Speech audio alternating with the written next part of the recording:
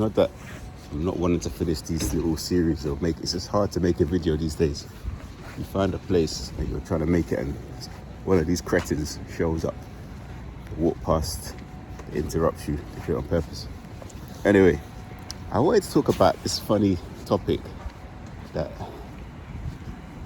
all of us will be meeting on our walk, and it's this trying to take away our peace, this trying to get our attention. We have to get into the habit of, you really using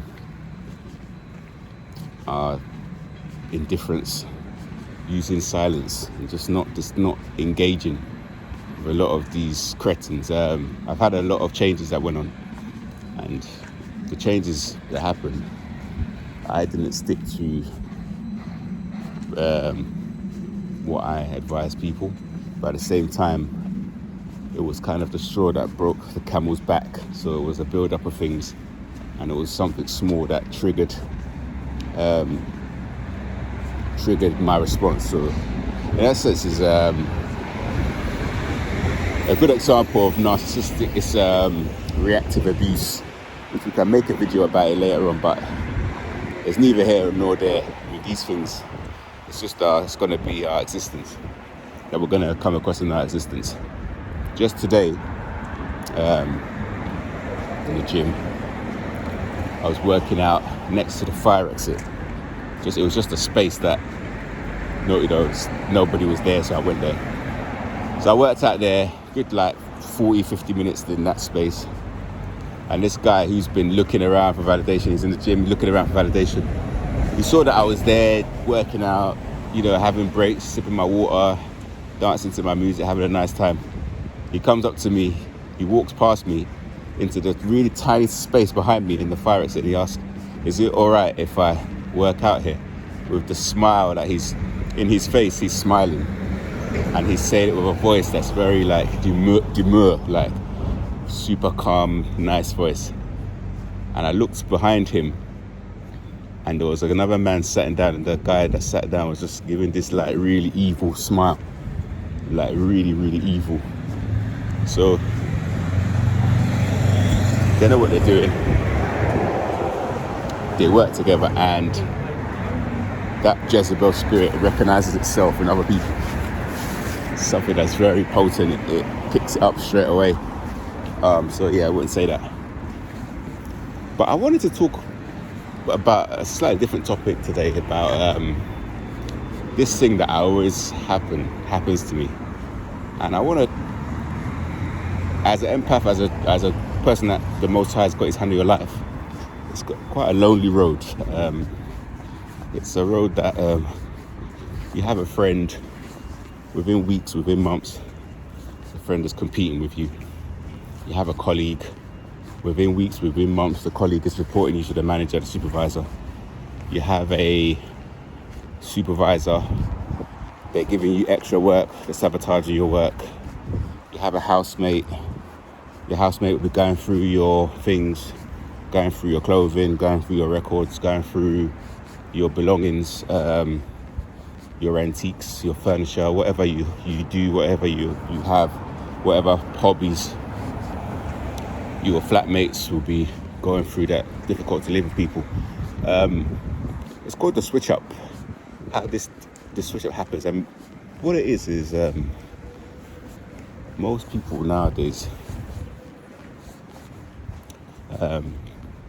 they're not actually really human. Really, they don't have anything inside them. They're empty vessels, empty shells, meat suits. And what it is because they're already vibrating very low. It's very easy for these spirits to jump into their bodies. They say it plainly for what it is. It's like gang stalkers following you. They don't know you personally, they don't know what you've done. They just join in, your landlords. They want you to leave your property. First they get on with you, then they're bugging your devices, putting secret cameras, they're following you, showing up in the shop when you're in the shop, leaving your house when you're leaving your house. But the switch up even happened, it happens all the time, but one very funny story I have is there's a place that I frequent, and the place that I frequent, it's a lady that buys, it's cool, man. I go to buy food from her, and I stopped going to buy the food, and I forgot why I stopped. I like your hat. I like your hat, it looks cool. I stopped going to buy her food, and I remember, I was just saying, so I like his hat. I remember why I stopped going to buy food from her. So I recently started to go to the shop to buy food, some West Indian food, Jamaican food. And I think, what was it? The woman that makes the food, she's usually at the back. So the person that takes the order, they're like Japanese or something. The race don't matter, but they're like East Asian person. And then they go around the back, and it's a woman that makes the food, West Indian woman. So one day I went in there, and she was the one there. There was nobody at the front, so I went in there quite late towards their close. So I was like, oh, is it too late to get some food? And she was like, no, you can get some food. You shut it out or whatever. So I ordered my food. Her daughter was a girl that was leaving. I think it was her daughter. So she was leaving, and she called her back. I don't know what she said to her.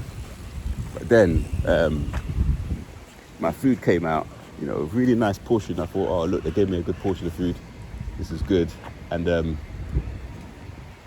when she came out, she started asking me about my dog. She's like, oh, where's your dog? You know, like, it was just such a very random thing to ask.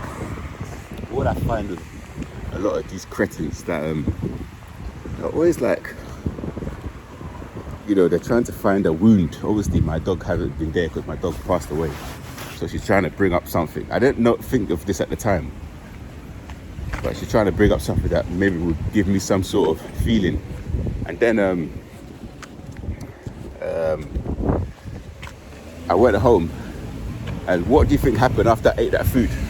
I was supposed to work the next day. I think it was a Saturday I was working. I was sick. The food, and the only thing that I had changed in my life, in my pattern, was that food. I didn't eat any food in my house. I didn't eat anything else outside. Usually I don't particularly eat takeaways or go out to eat for this reason.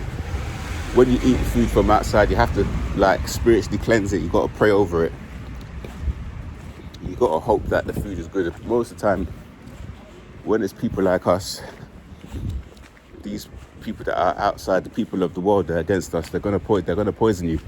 They're gonna put something in your food, unless they're in the back and then if someone takes your order from the front and they don't know who they're dealing with.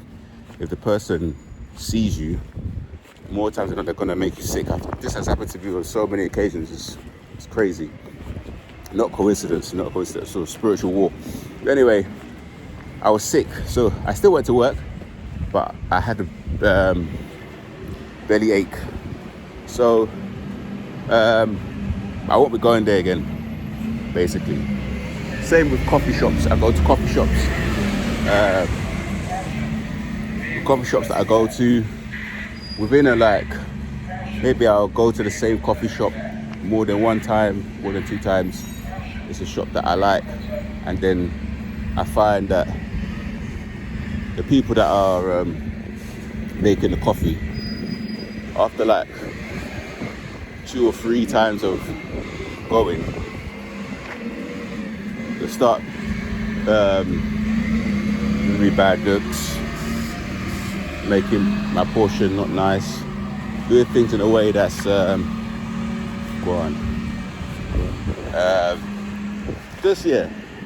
it's never a nice coffee, basically.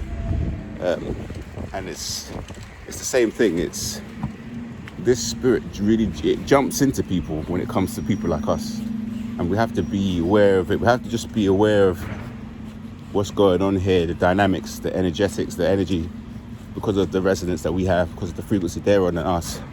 They pick it up, straight away they want to drain us of our energy by getting our attention, our reaction. They want to hurt us automatically because we represent the opposite spirit of the living Father. We represent the opposite of what they represent. They knowingly or unknowingly, consciously or unconsciously, they're working for the marine kingdom. They're working for Satan. They're working for the underworld. They're of this world. They're working for so we're working for Most High. We're working for what's good, light. So this is what's going on here. So don't get too disheartened when it happens.